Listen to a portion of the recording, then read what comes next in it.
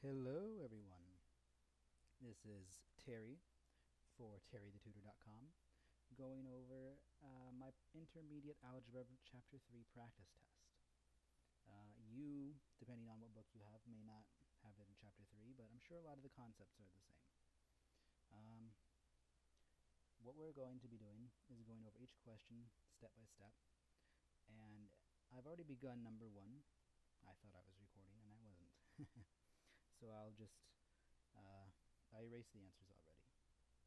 But what the question reads, if you want a copy of the test, you can go to my website, terrythetutor.com, and find the video, Chapter 3 Practice Test Intermediate Algebra, and there's a link to the PDF, because I will not be writing every single question down.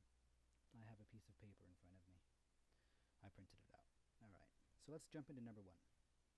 The question reads, what quadrant is the point located in?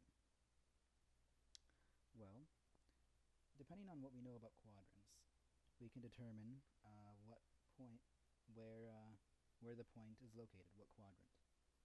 For example, in quadrant 1, this quadrant, we know that both the x and the y values are positive. And in quadrant 2, the x value is negative and the y value is positive. Quadrant 3, they're both negative, as you can see. And in quadrant 4, the x is positive and the y is negative. With this information, we can determine what quadrant each point is in. So, 2 and 7, those are both positive numbers. Therefore, it lies in quadrant 1. Quadrant letter B, we've got 3, negative 1. Well, that's a positive x and a negative y. That's quadrant 4. I'm sure you can see how easy this type of question is. Both negatives, well, that's quadrant 3. We've got negative 4, 1. That is quadrant 2, it looks like. So we're going to just go ahead and say quadrant 2. And then a trick question, 0, 0. Well, that's actually the origin. It's not in any quadrant. So what you can just go ahead and do is label it the origin. Alright, let's go into number 2, where the test gets a little bit more challenging. What we're asked to do is find the x and y intercepts of the equation. And before you can do this, you really have to understand what an intercept is. So let's go ahead and draw this little graph, and let's draw a line. Okay. An intercept is wherever the graph or line, whatever you want to call it, crosses the axis. For example, this is the y-axis, and so where the graph crosses the y-axis, that's called right here, this is the y-intercept. And what I want you to notice about the y-intercept is that the x value is 0. So, and that can be said for every y-intercept. The x value of every y-intercept is 0. Now let's take a look at the x-intercept, where it crosses the x-axis. This is the x-axis. The graph crosses the x-axis right there. And what is the y value? Well, the y value equals 0 at every single x-intercept. So we can use that piece of information to our advantage. For example, we've got letter A. We've got 3y minus 7x equals 11. To solve for the x-intercept, I set y equal to 0. So I've got 3 times 0 minus 7x equals 11. Well, 3 times 0 is 0. And I've now got negative 7x equals 11. And then I can divide both sides by 7, and I get x equals 11 over negative 7. Alright. Unfortunately, this is a vertical line. Vertical line. And an intercept, if you look, is just a point. So if we were to graph negative 11 over 7, we might get something a little bit like this. And that's not an intercept, that's a line. Actually, it should be a solid line. Okay. But what the intercept is referring to is where it crosses the x-axis, right there.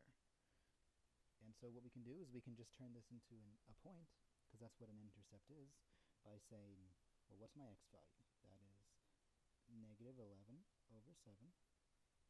And what's the y value at every x-intercept? 0. And that's an acceptable answer. Let's go ahead and try well, no.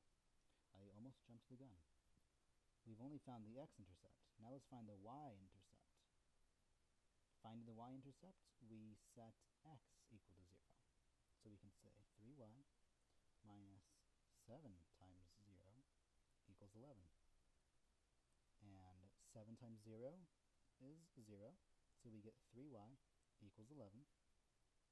And solving for y, we divide both sides by 3. We get y equals 11 over 3. This right here is a horizontal line, though. Something like that would look like this. That's a horizontal line. And that's not an intercept. The intercept is where it crosses the axis right there. So what we can do is we can say what the x value is of every y-intercept. Well, that's 0, so we can say 0. And whatever our value is, 11 over 3. And that's an acceptable answer. So you can see how this is going. Now that you understand what an intercept is, we'll proceed a little bit a little bit quicker. Let's go ahead and do B. We've got x minus y equals 0. Solving for the x-intercept, I'm going to set y equal to 0.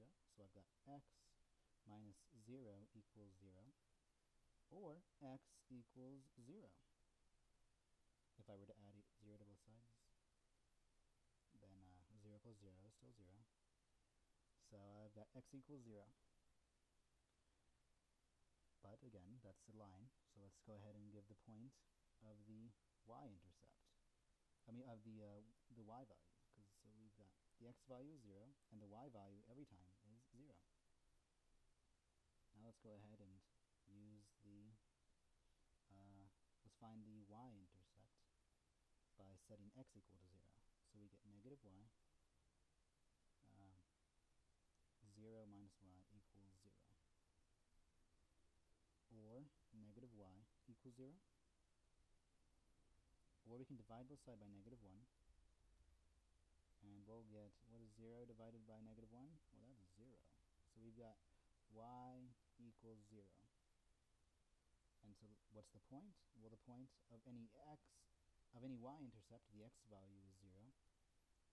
And this is our y value, so that's 0. So our y-intercept and our x-intercept. Part C. Y equals 3. Well, this one, if we know what a vertical line looks like, a horizontal line, then we can answer this question. Y equals 3. 1, 2, 3. That's the horizontal line. Can you tell me where that graph crosses the x-axis? It's a trick question, it doesn't. So there is no x-intercept, there's only a y-intercept. And where's that y-intercept? Well, of course, it's at the y value of 3. But what's the x value? For every y-intercept, 0. So 0, 3. Let's go ahead and do part D. X equals negative 5. The same sort of trick. 1, 2, 3, 4, 5. We've got our vertical line. Where does this cross the y-axis?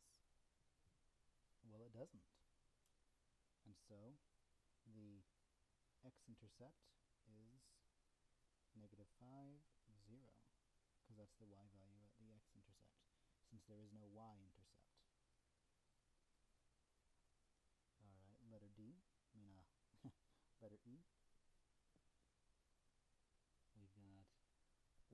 plus 5 minus x equals 0. Well, alright. How do I do this one?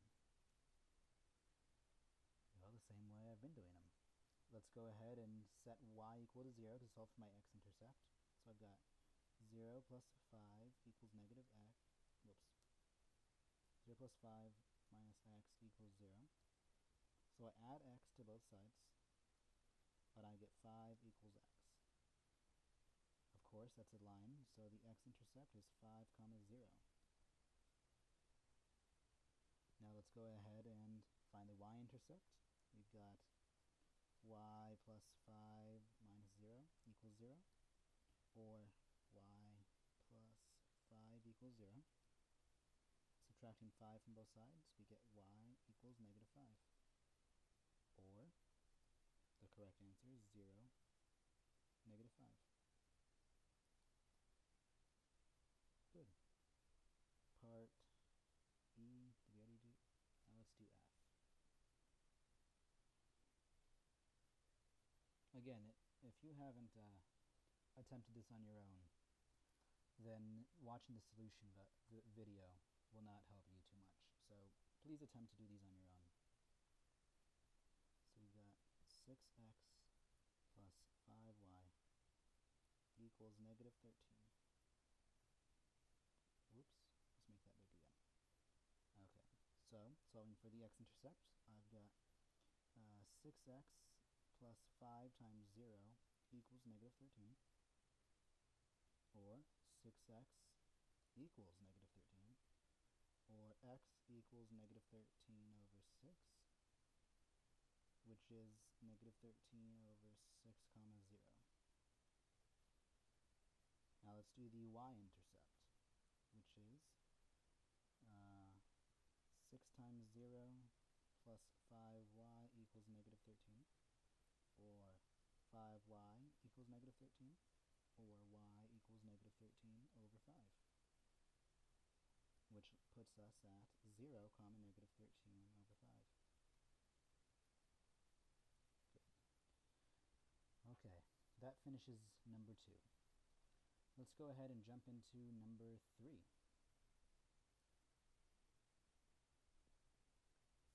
Where the directions read, find the midpoint of the line segment with the given endpoints. Okay. Before we can begin, we have to know what the midpoint formula is. I'll let you take a second to think about it.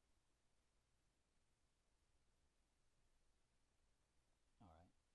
The midpoint formula is x1 plus x2 over 2, comma, y1 plus y2 over 2.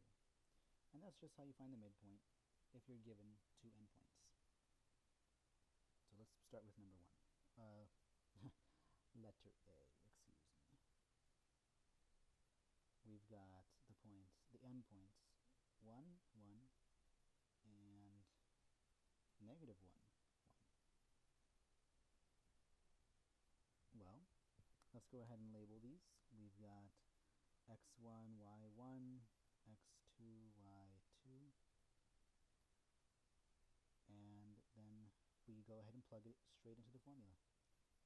We've got 1 plus negative 1 over 2, comma, 1 plus 1 over 2. Okay. Well, what is 1 plus negative 1? 0. So we've got 0 over 2, comma, 1 plus 1 is 2, 2 over 2. Or, 0 divided by 2 is 0, 2 divided by 2 is 1. 0, comma 1. Midpoint.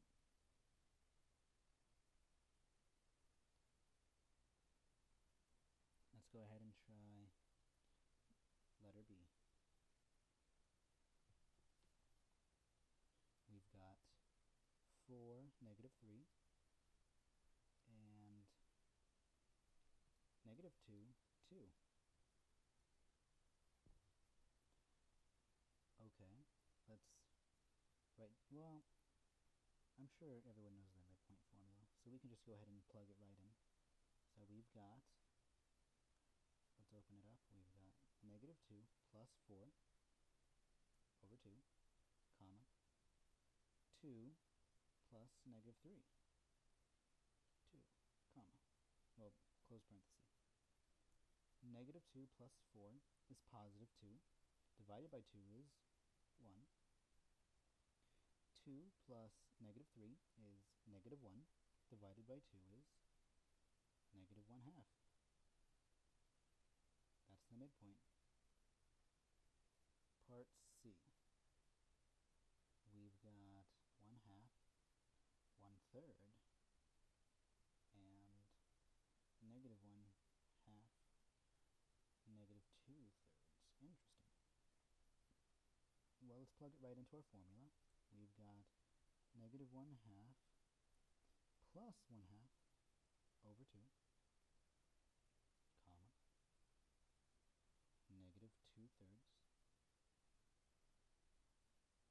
plus 1/3 divided by 2.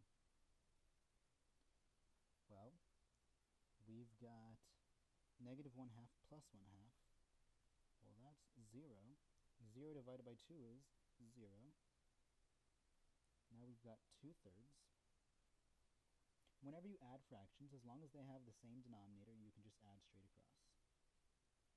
So I've got negative 2 plus 1. That'll give me negative 1, and we keep the denominator the same, negative 1/3. So we've got 0, negative 1/3 divided by 2. Okay, there's two ways to see this, and we'll go over both of them. What we can say is we've got negative 1/3 divided by 2, which works, and I'll show you the second way after. It's better if you see this. What we have is an acronym called KFC. Kentucky Fried Chicken. No, I'm just kidding. It's keep, flip, change. I guess it's KCF.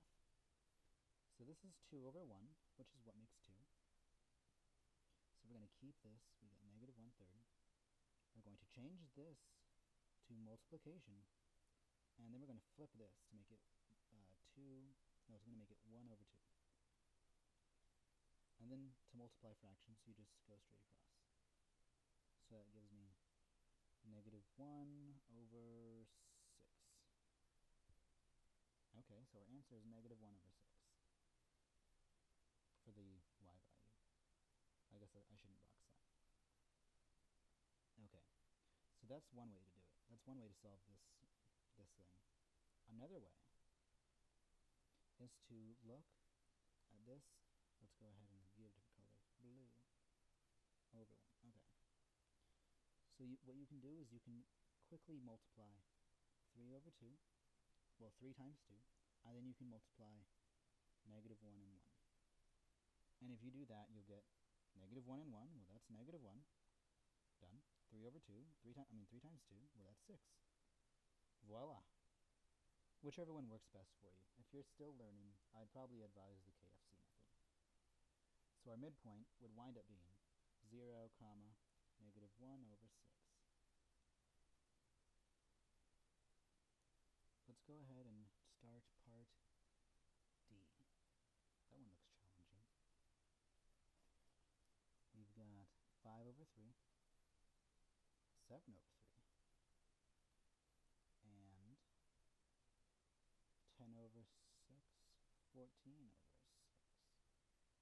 Interesting. Well, let's just go ahead and plug it right into the formula. I've got 10 over 6 plus 5 over 3 over 2, comma, 14 over 6 plus 7 over 3 over 2. For those of you who made it this far, if you are wondering why I'm setting this is my x1, y1, x2, y2, some of you may be asking, why is he putting 10 over 6 in the x1 place? Well, because it's addition, I can add in any order. For example, if I had 4 plus 6, I'd get 10. If I had 6 plus plus 4, I'd get 10. So anytime you have addition, it doesn't really matter the order. Alright? Alright. Let's continue. Well, let me erase this red mark. Oops, didn't mean to get rid of that. Okay, so before I can add these fractions, they have to have a common denominator. There's two ways to do that. I can either reduce, or I can bring this one higher. Let's go ahead and do the standard by just bringing the lower one to the higher one. So 3 goes into 6 twice. So I'm going to multiply both the top and the bottom by 2. What this does is this will multiply 3 times 2, giving me 6, and hence a common denominator so I can add. Of course, I also have to do the same to the numerator. Now let's go ahead and do that here to the 7. 3 and 6, again, same scenario. So let's multiply by 2 and by 2. So now what I've got is 10 over 6. What is 5 times 2? Well, that's 10. So we got plus 10 over 6 divided by 2. And then we've got 14 plus, 14 over 6 plus 7 times 2 is 14 over 3 times 2 is 6 all over 2. Alright. Now that I've got common denominators, I can just add straight across and keep the denominator. So 10 plus 10 is 20 over 6 over 2, comma, 28 over 6 over 2. Now remember that trick I taught you up there? Last question? Well, we're going to go ahead and use it. Let's multiply 6 and 2 and 6 and 2. What does that give us? Well, that gives us 12. So I've got 20 over 12 and 28 over 12. Now the only thing left to do is to reduce.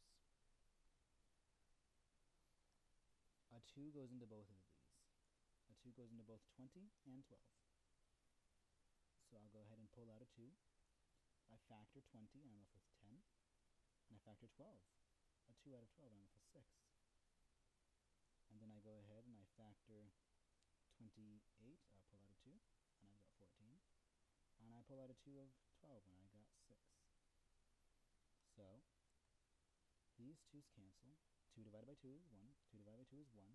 1 times anything is itself. So now I'm going to, I can pull out another 2 again.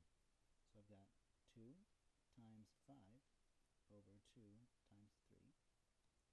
And 2 times 7 over 2 times 3. And these 2's cancel again.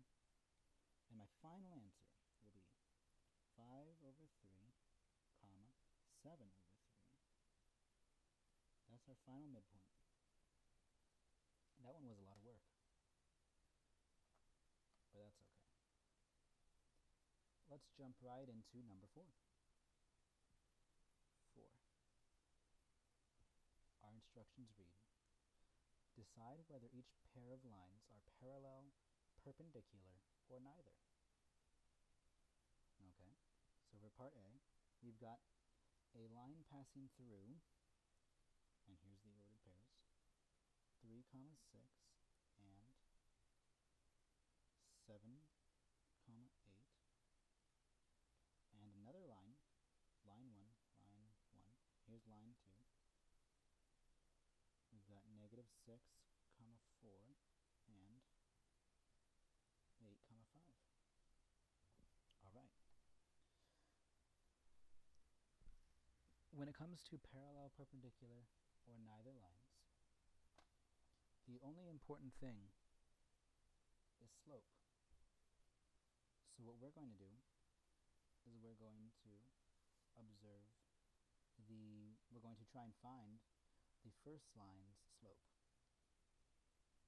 First thing we need is the formula for slope, which is y2 minus y1 over x2 minus x1. That's slope.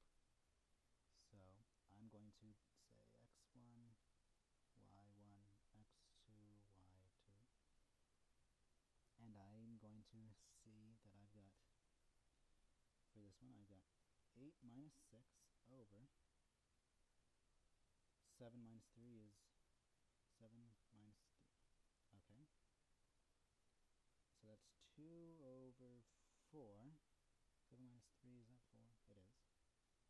And then I've got 1 half. Okay, well that's my slope. That's my m. For line 1. And also do the same thing for line 2. I've got 5 minus 4 over 8 minus negative 6. Well, that's 1 over 8 minus 6 makes it a positive. A minus and a minus is a positive. 1 over 14. That's m2. So are these slopes the same? I guess I should say, if they're parallel lines, same slope. Perpendicular lines,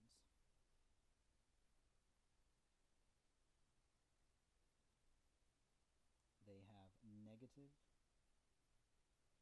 reciprocals, slopes, like this. Let's say we had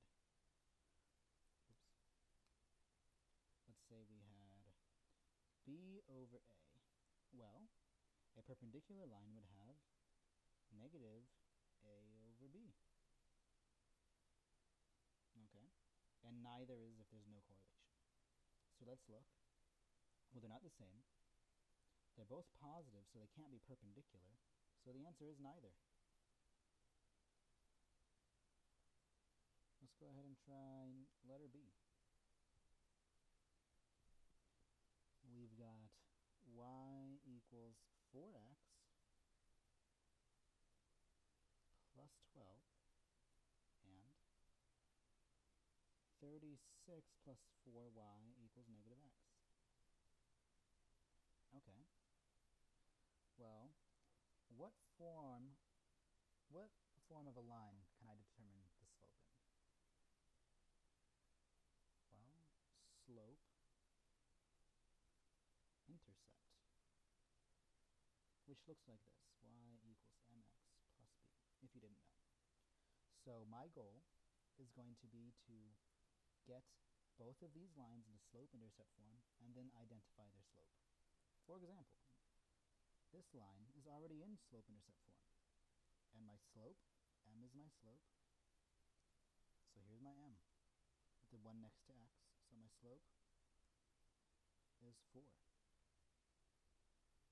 Now let's see if we can find the slope of this line. Let's do it in blue. I like blue. So first I have to solve for y to get it into slope-intercept form. So I've got 4y equals negative x, and then we've got minus 36. Okay. Now let's go ahead and divide both sides by 4. So I get y equals negative 1/4 x minus 36 divided by 4 is 9. Okay, so here's my slope-intercept form. Here is my slope.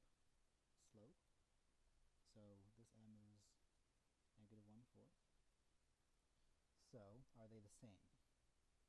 No. I'm busy. Whoops. That's embarrassing.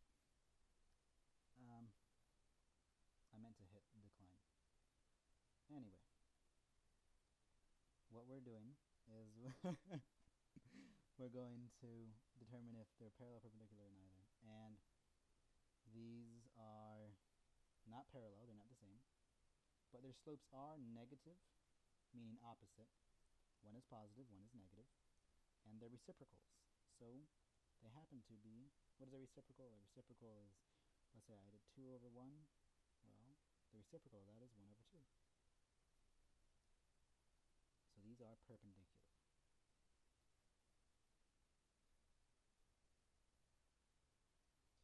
Okay, let's move into part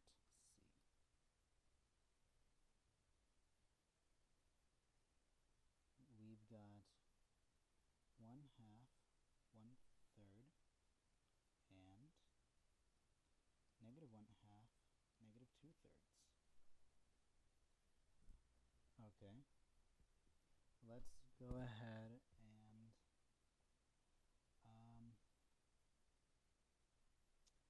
I'm looking at the wrong thing. I guess that Skype call messed me up. That's number 3. Let's look at number 4. Letter C for that is a little bit different. 2x plus 5y equals 8, and 6 plus 3x equals 5y. Okay, to determine if they're parallel, perpendicular, or neither, what we are going to do is we are going to first identify the slope, the same thing we did before. So we are going to have to get it into slope-intercept form. I think that's only natural. So let's start with the first one. Let's first subtract 2x from both sides. I've got 5y equals -2x plus 8. Then I'm going to divide both sides by 5. So I've got y equals -2/5 x plus 8/5. Okay, here's line 1. What is the slope of this one? Well, the slope is -2/5. Let's find the slope for this guy. So I'm going to, well, this one's already got y on the other side. So I'm going to just divide both sides by 5. So I've got y equals 3/5x plus 6/5. So my slope is 3/5. Are they the same? No. Are they opposite? Yes, they're opposite signs. Are they reciprocals? No. So they're neither. It's all or nothing. Beautiful. Let's move on to number 5. Where the number 5's instructions read, graph each line described.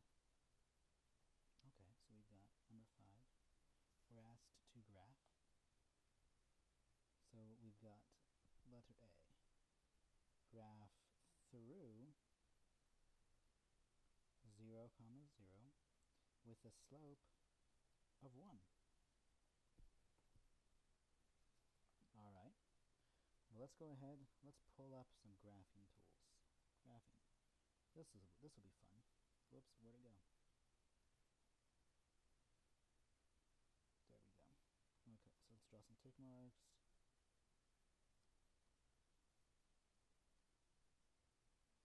Okay, I'll copy paste that for the next ones. Let's make that one thicker. Okay, so I know it goes through 0, 0, so that's a point. And the slope is 1. And if you're trying to figure out rise over run, well, that's just 1/1. So I rise 1, I go to the right 1. I rise 1, I go to the right 1. And I can see what my line is going to look like. My line looks like that. Okay. That's an easy graph. Let's try part B. Through -2, 1 with a slope of 5/4. It's a pretty big slope. I guess I have to redraw it, but that's okay. 1, 2, 3, 4, 5, 6. 1, 2, 3, 4, 5, 6. 1, 2, 3, 4, 5, 6. 1, 2, 3, 4, 5, 6. goes through negative 2, 1, which is exactly there. And the slope is 5 over 4. And that translates into rise over run. So we go up 5, 1, 2, 3, 4, 5, and we run 4. So we're up 5, and then we go 1, 2, 3, 4. There's our second dot. Now let's connect them. Let's try this arrow, see what that does. Now that works pretty well. Not the best, but that's okay. Okay. That's our graph. It should come down a little bit as well. Not as straight as the computer, but whatever. You get the idea. The graph is complete. Good. Now let's try part C. C. We've got a line passing through negative 2, negative 4, with a slope of 2. Let's go ahead and make our graph again. This is kind of fun making that graph. So I've got 1, 2, 3, 4, 1, 2, 1, 2, 1, 2. Well, my initial point is way down, negative 2, so that's to the left 2, and down 4, which is right... Oh no, I meant to color you in. Right there. And the slope is 2 over 1. Not 2, what am I doing? Erase. That works. 2 over 1, which is, of course, rise over run, like we're familiar with. So we're going to rise 2, 1, 2, and then we're going to go over 1, 1. And then we're going to rise 2, 1, 2, and we're going to go over 1. If I would have drawn it a little bit more proportional, it would have looked better, but there's our line. Let's erase that second dot. It sucked. There we go. We can graph. Not surprisingly. Okay, let's go into number 6. Where the directions read, write the equation of a line that satisfies the given conditions in standard form and slope-intercept form. Viewer who is not able to talk to me, remind me to put it in both forms, because I will forget. Okay. Now that you know your job is to remind me, I know you will. Let's do part A. So the conditions are that it passes through the points 2, 3, and 6, 9. Okay. Well, if I'm going to graph this... No, I have to write the equation. It's not even graph. To write the equation, I think I need to find... Well, what's a formula that will let me write an equation for a line? I only know of one. It's called the slope... No, point-slope form. Point-slope form. So this is a key for these kinds of questions. Write the equation of a line that satisfies the given conditions. And the equation for that is y minus y1 equals m times x minus x1. Okay, so we've got y. I guess we should find the slope first, huh? Because we don't have a slope. We've got 2 points to pick from, which we could choose either one. But we do not have a slope. So let's find the slope. Thankfully, we have a slope formula, x1, y1, x2, y2. The slope is y2 minus y1 over x2 minus x1.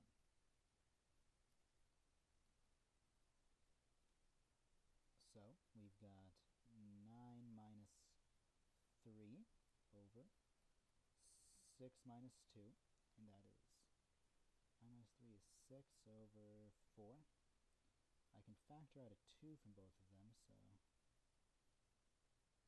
the 2's will cancel, and I'm left with 3 over 2. that is my slope. Awesome. Well, with that slope, we can now use this formula, because we need a point, a single point. So we're not going to use both of them. We're going to choose one. And a slope. Let me write this formula down here. Y minus y1 equals m times x minus x1. Okay. What we need to understand is what is being plugged in for here. Well, y1 is going to be plugged in for. That's going to be our y value of the point we choose. x1 is being plugged in for. That's the x value of the point we choose. And m is being plugged in for. Everything else is going to stay, because those are going to be the x and y values. Those are going to be the x's and the y's that remain in our equation. Remember, that's what we're doing. We're writing the equation of a line. So these need to stay, so they will. So let's go ahead and choose 2, 3. The point we're using is 2, 3. So I've got y minus, here's my y value, 3, equals, what did I write that parenthesis for?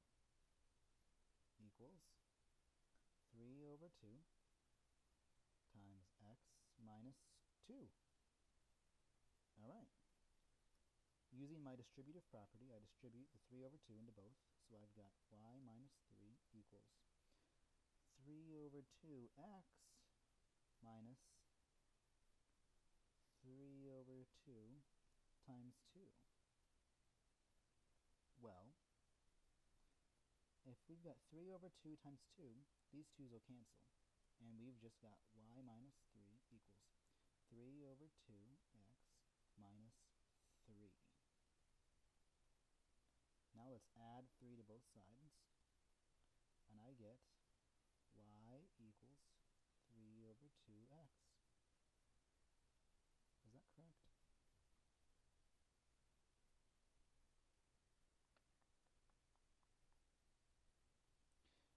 Well, it looks as if it is correct. Great. So what we found is this is actually the slope intercept form that the question was asking for, because actually what the b is plus 0. So this is y equals mx plus b. B is 0. And now let's find the standard form, which is a lot less work than all of this getting up to it. There's only 3 rules we have to know for standard form. Standard form rules. Form rules. No fractions, ever.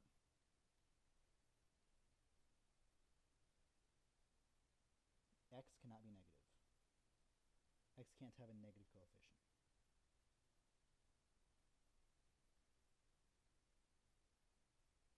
Meaning it can't have a negative number in front of it. And 3, they cannot all have a number that divides into them. No common factors, no common factors between all 3. Some of you might be saying, well, gee, Terry, I see x and I see y, but what is the third? Well, that's probably because you haven't seen standard form just yet. Let me explain. We've got ax plus by equals c. So in this case, we're talking about a, b, and c, meaning all 3. B is the coefficient of y, a is the coefficient of x, and c is the constant on the other end. So to get it into this form, from this form, let's write that formula. Y equals positive 3 over 2x. To get it into this form, we need to put the x on that side of the equal sign. So let's subtract 3 over 2x from both sides. So I've got negative 3 over 2x plus y equals 0. Okay. C can be 0, that's fair. That's fine. C can be 0. fine. But well, we know that there can be no, x can't be negative, first of all. So this is an issue. And there can be no fractions, so that's an issue. So let's get rid of them both with one step. Let's go ahead and multiply everything, both sides, by negative 2. What that'll do is it'll cancel out the negative, and it'll cancel out that 2 in the denominator. Okay, so I've got those 2's cancel, and I got 3y. No, 3y, what am I saying? 3x, this 2 distributes there and there, minus 2y equals negative 2 times 0 is 0. And that's our standard form. That one was pretty long. Let's go ahead and do part B. That one's a little easier. There's a trick to it. They want us to write the equation of a line that satisfies the given conditions. So we're going through 3, 1, and it has an undefined slope.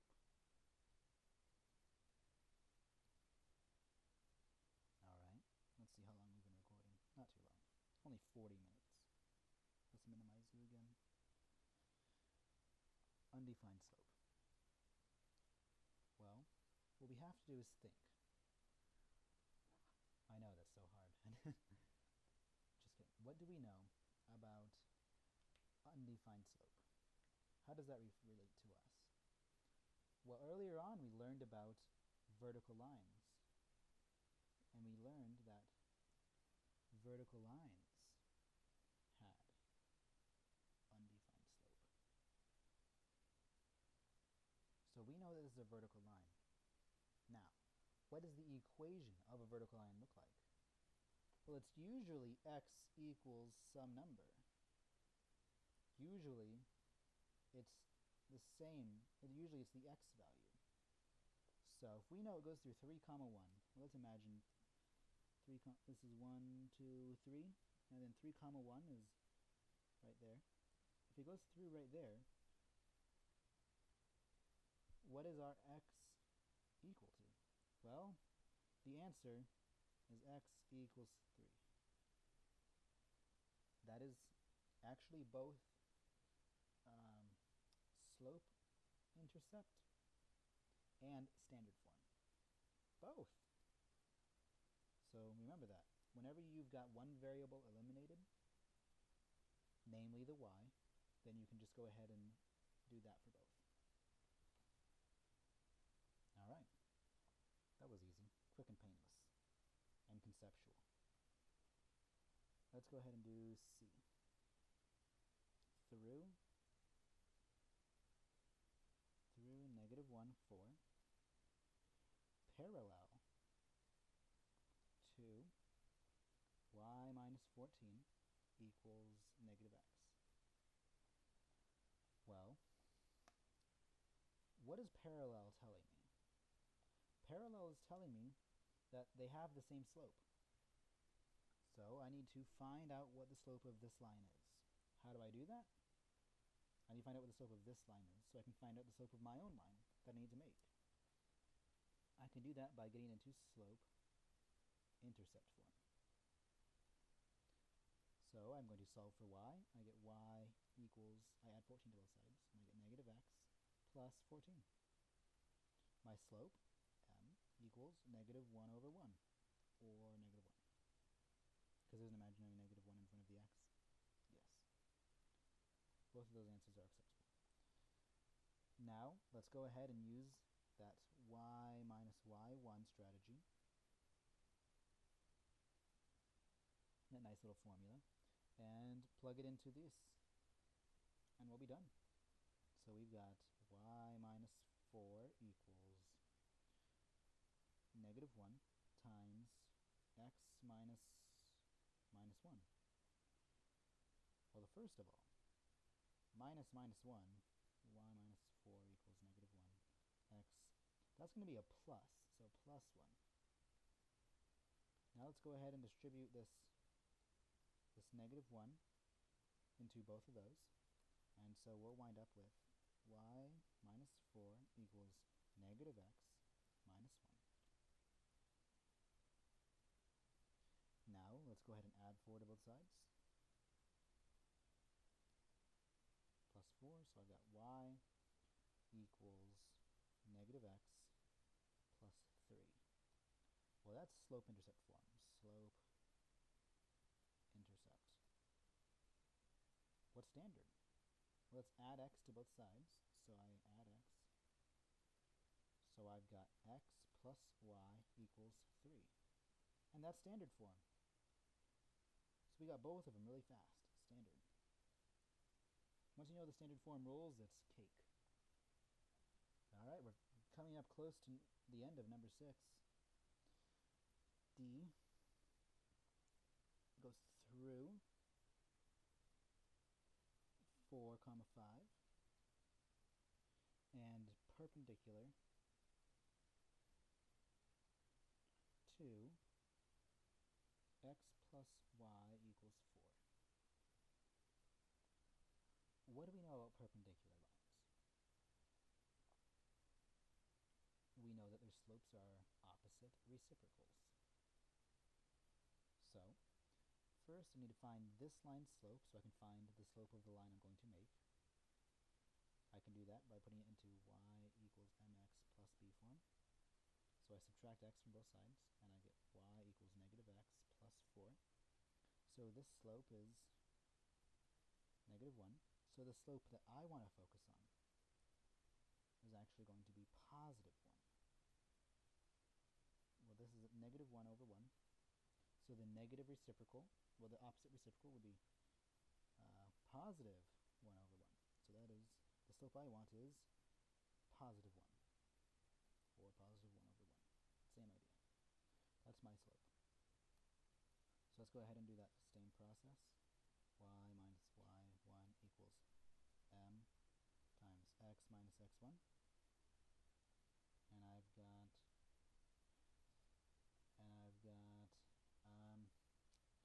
to plug in my y value and my x value. So I've got y minus 5 equals, what's my m? My m is 1. 1 times x minus 4. Alright, so I distribute this 1, which effectively does nothing, but I've got y minus 5 equals x minus 4. Now let's add 5 to both sides. And I've got y equals x plus 1. And that is slope-intercept form. Slope-intercept. Now how do I get into standard? Well, let's subtract x from both sides. And I get negative x plus y equals 1. Remember, I can't have a negative x. So I'm going to multiply everything by negative 1. So this negative 1 distributes, and I've got x minus y equals 1 times negative 1, negative 1. Beautiful. That's standard. Okay. We're almost done. We just need to do 7, 8, and 9, and we'll be finished. Why don't we go ahead and get started with number 7? I appreciate those of you who've stuck with me thus far, if anyone has. If not, I completely understand. This stuff is pretty dry, but that's okay. The directions read: graph the intersection of each pair of inequalities. So, letter A, I've got y plus x is less than or equal to 1, and x is greater than or equal to 2. So we've got to graph the intersection of each pair of inequalities. Well, looks like we're asked to graph again, so let's go ahead and bust out the graphing tool. Oops, where'd it go? Awesome. first thing that we need to do in graphing. Let's go ahead and make our tick marks, of course. Who wouldn't? Then we've got to try and get everything into forms that we can graph with. We can graph with only one, slope-intercept form, which is y equals mx plus b, where we know the slope and the y-intercept. So I'm going to try and put this into slope-intercept form by subtracting x from both sides. So I've got y is less than or equal to negative x plus 1. Okay, I can graph that. And I know what the line x is greater than or equal to 2 looks like. Does anyone remember what a vertical line will look like? Well, it looks like that. That's the line x equals 2. So, the only difference is we have to decide to shade, so we'll handle that last. Alright, so I've graphed this one. We're doing shading last again. Now let's graph this guy, this one. So I'm going to say the y-intercept is 1, and the slope is negative 1 over 1. So I go over 1, go down 1, go over 1, go down 1. Looks like the intersection. So let's go ahead and connect them. Connect. That's not the best lines. I'm not the best artist. But you get the idea. Now what we have to do is shade. We have to shade, excuse me, we have to shade where x values are greater than 2. X values are greater than 2. Where are those greater than 2 at? Well, they're all greater than 2 everywhere on this side of that line. Everywhere. Okay, so let's erase that because that's not our answer. And we also have to shade where the y values are less than, meaning below this line, below this line. So if it's to the right of this line and below this line, it's got to be right in this little crevice. It's to the right and below. And everything below is going to be our answer.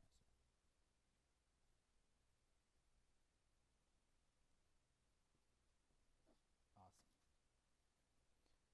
Let's go ahead and go into 7b. Oh, whoops, I did it again. 7, well, let's just put B. B.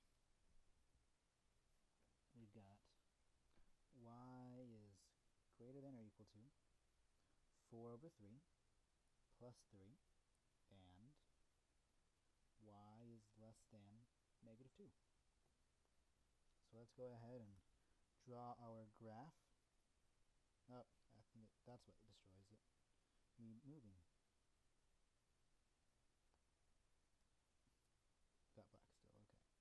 1, 2, 3, 4, 1, 2, 3, 4. 2, 3, 4, 1, 2, 3, 4. Alright. First thing I'm going to do is the same thing I did last time. Let's graph this one first, the easy one. So this is y is equal to negative 2, which is a horizontal line. Not equal to, it's less than. If it's less than and not equal to, it's a dotted line. So it's a dotted line. Silly me. Dotted line. And if it does have an equal to, let's do red, then it is going to have a solid line. Okay, this one is already in slope-intercept form, thankfully. So let's go ahead and use the y-intercept, which is positive 3. I mean, positive 3 is way up here. What am I doing? And the rise over run is, I can go up 4. No, this is a good time to explain. Okay. The difference between, or actually more like the correlation between 4 over 3 versus negative 4 over negative 3. If you're observant, you'll see that negative 4 over negative 3 is the same as 4 over 3, because I can simply cancel. But if you're relating this to rise over run, a good technique to have, because we just established that they're exactly the same. They're the same. But sometimes I don't have enough room on my graph to go up 4 units and to the right 3. I didn't make it because I didn't have enough foresight. So what I can do is I can go down 4 and to the left 3. So let's do that. 1, 2, 3, 4. To the left 3, 1, 2, 3. Here's my second point.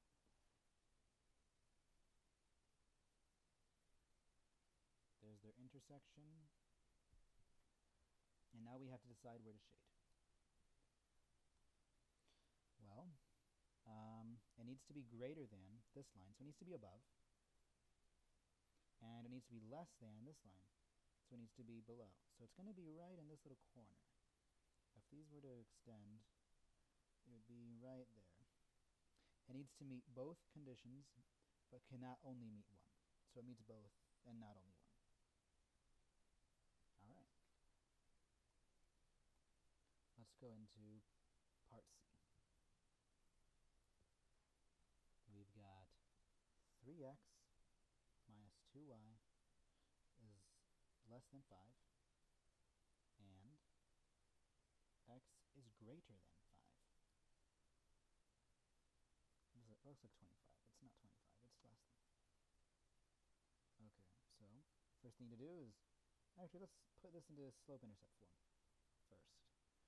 Let's subtract 3x from both sides, so I get negative 2y less than negative 3x plus 5. Let's divide by negative 2. Here's where everything gets a little bit complicated with these. Whenever you divide or multiply by a negative number, divide, multiply by a negative, you flip the inequality. Okay, so let's see. If I divide by negative 2, that means that I'll have, these will cancel, and I'll have y negative, actually that should be positive 3 over 2. 3 over 2x minus 5 over 2. Now, what about the inequality? Well, it's flipped, so it's this way now. Okay, as long as we all understand. Let's scroll down first, because that keeps happening.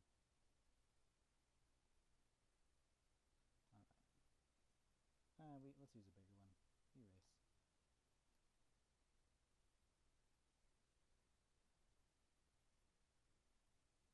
Why not? So, we've got to say, oh, put my eraser away. 1, 2, 3, 4, 5. 1, 2, 3, 4, 5. 1, 2, 3, 4, 5. 1, 2, 3, 4, 5. Awesome. First thing I'm going to do is graph the easy one, that one. Greater than 5, well that's this line right here. And it's dotted because it does not have an equal to sign. Well, I guess I could have done that better.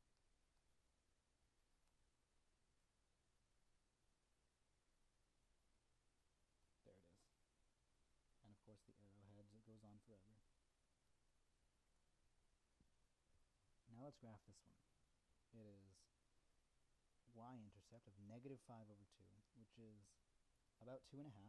It's exactly 2.5. So 1, 2.5. And now let's rise 3. 1, 2, 3, and go over 2. 1, 2. Now these, we can make that line. Oh, kind of.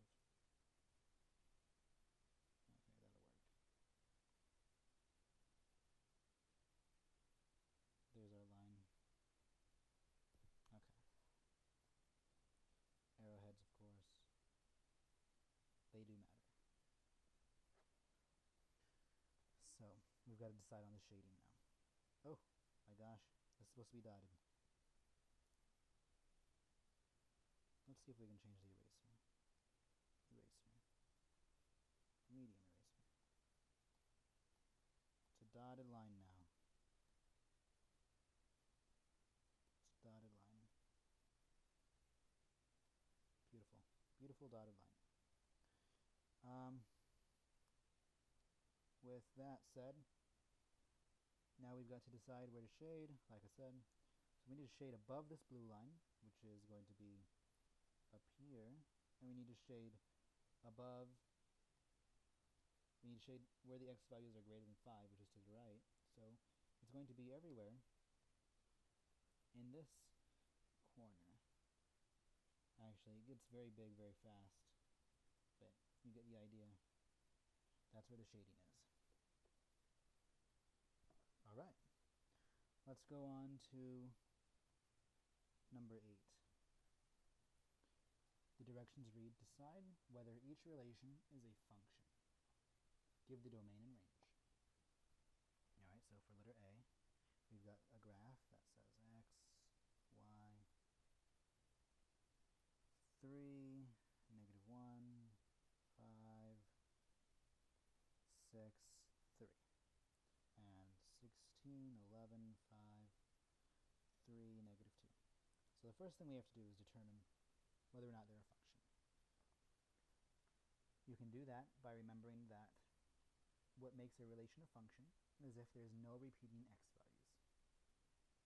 I think I see some repeating x values right here and here. So, not a function. Easy enough.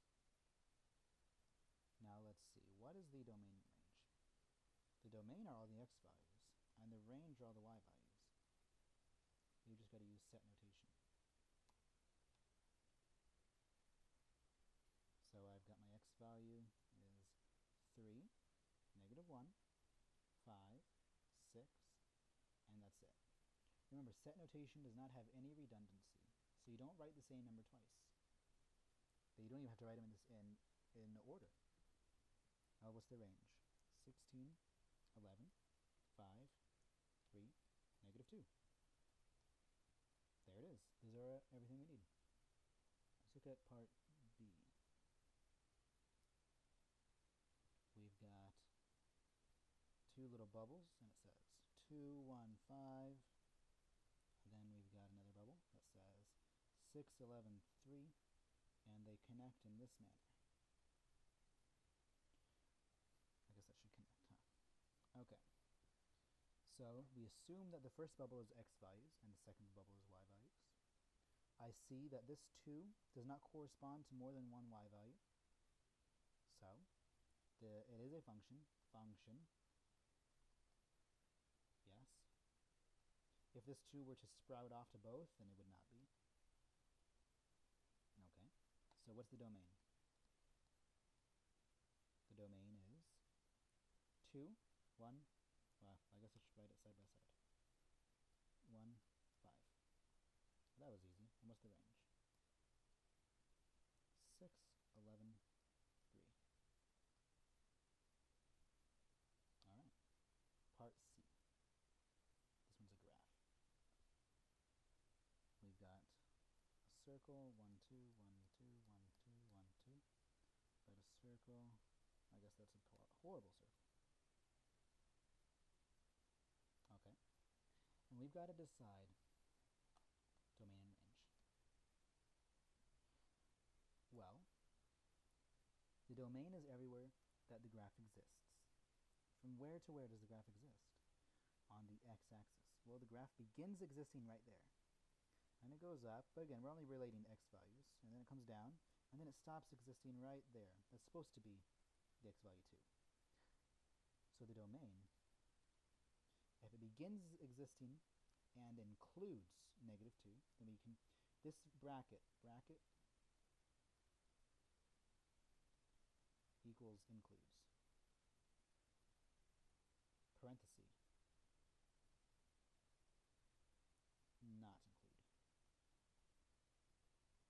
Okay, so the domain is from -2 to 2. It does include, so why am I putting parentheses? That's silly. Okay. And range. Well, it begins existing on the y-axis right there, and it comes up and it does its thing, and then it stops existing right there. It's supposed to be 2.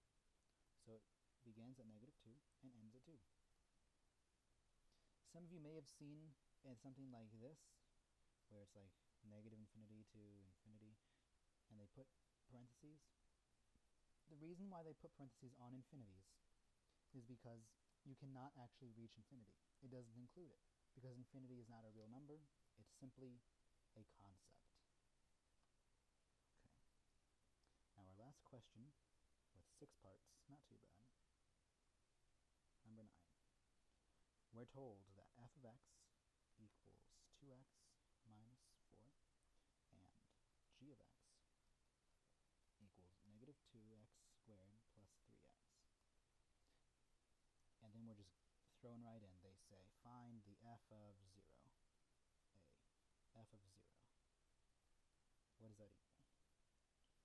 Well, because each function is named function f, I'm not going to use function g. That wouldn't make any sense, right? So I'm going to use this function. And because there's an x here, and then all of a sudden the x got replaced with 0, everywhere I see an x, I'm going to replace it with 0. You're right. Whoever is listening and talking out loud. 2 times 0 minus 4. So what is 2 times 0? Well, that's 0. So the answer is the f of 0 equals negative 4. It's that easy. We're going to power through these ones. B. The g of negative 1. Well, I'm going to replace my negative 1 with all these x's. So I've got negative 2 times negative 1 squared plus 3 times negative 1. Well, we have to do it step by step, order of operations. Negative 1 squared first. Negative 1 times negative 1 is equal to positive 1. So I've got negative 2 times 1 plus 3 times negative 1. 3 times negative 1. All right. So we've got negative 2 minus 3, or 5. So the g of negative 1 equals 5. It's important you leave your answer in that notation because it shows you understand what function notation is doing. C. The f of negative x. Well, I've got 2x minus 4, so I'm going to replace this x with negative x. So I've got 2 times negative x minus 4. What is 2 times negative x? Well, that's negative 2x, so I've got negative 2x minus 4. And that's it. D. What does that say? F of 11 over 5. That's interesting. Well, I'm going to replace my x with 11 over 5. So I've got 2 times 11 over 5 minus 4. 2 times 11 is 22. So I've got 22 over 5 minus 4. Now I can get a common denominator because this is 4 over 1. So I'm going to go ahead and multiply both the top and the bottom by 5 to get a common denominator of 5. So I've got 22 over 5 minus 4 times 5 is 20. 20 over 5. And that's equal to 2 over 5. So the answer is f of 11 over 5 equals 2 over 5. E. F of negative 2 over x. Interesting.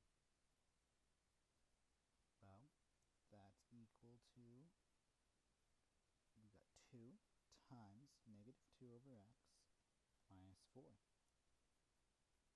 I can just, this is 2 over 1, so I multiply straight across, and I get negative 4 over x minus 4. And that's our answer.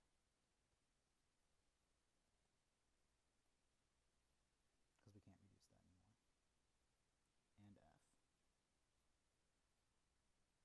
The f of 2x plus 1. This is where most people get confused. This is the hardest one, as far as function notation goes. So what we've got is 2 times 2x plus 1. We replaced everything that was an x before, and we just put it in some parentheses, minus 4. Using our distributive property, we distribute, and we get 4x. 2 times 1 is 2, minus 4. So we got 4x, minus 2, the f of 2x plus 1. Awesome. All right, everybody. Thank you to everyone who stuck around till the end. If you have any questions, remember you can go to terrythetutor.com/ask and have your question featured in a video like this. Of course, your video will probably not take, how long have we been recording? Will probably not take an hour and 16 minutes. I hope I've been able to help some of you. And if you're watching and you're from my class, then good luck on your test tomorrow. I've been Terry the Tutor, and I'll talk to you later.